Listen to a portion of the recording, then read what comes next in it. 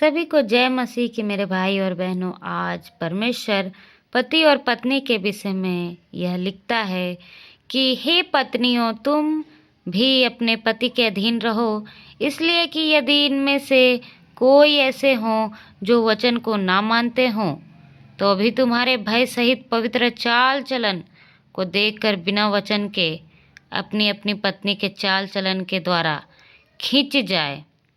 आज पत्नियों को परमेश्वर आज्ञा दे रहा है कि हे पत्नियों, अपने पति के अधीन रहो, इसलिए कि यदि इनमें से कोई ऐसे हों जो वचन को ना मानते हों, तो भी तुम्हारे भय सहित पवित्र चाल चलन को देखकर बिना वचन के अपनी अपनी पत्नी के चाल चलन के द्वारा खींच जाए।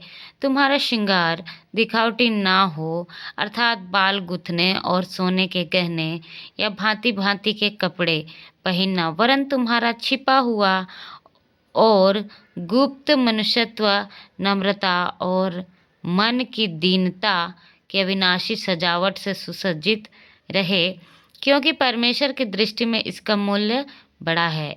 हालेलुया।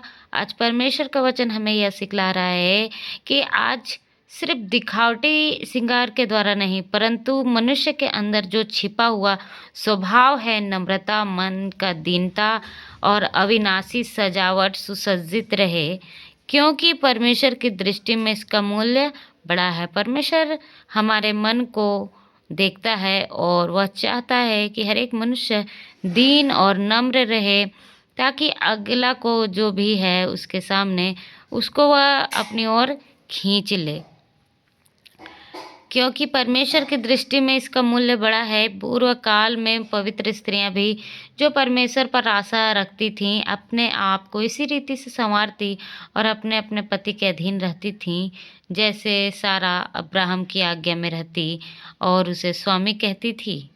इसी प्रकार तुम भी यदि भलाई करो और किसी प्रकार के भय से भयभीत ना हो, तो उसकी बेटियां ठहरोगी।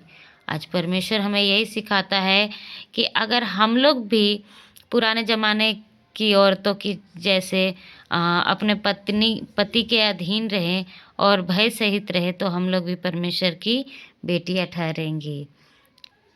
और वैसे ही हे पतियों, तुम भी बुद्धिमानी से पत्नियों के साथ जीवन निर्वाह करो और स्त्री को निर्बल पात्र जानकर उसका आदर करो, यह समझकर कि हम दोनों जीवन के वरदान के वारिस हैं, जिससे तुम्हारी प्रार्थनाएं रुक न जाएं।